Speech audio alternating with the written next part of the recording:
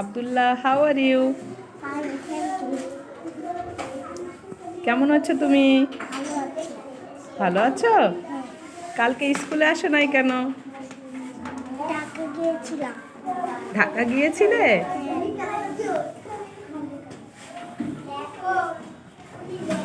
কেন গিয়েছিলে ঢাকা? আমার দাদার চিকিৎসা করতে। দাদার চিকিৎসা করতে?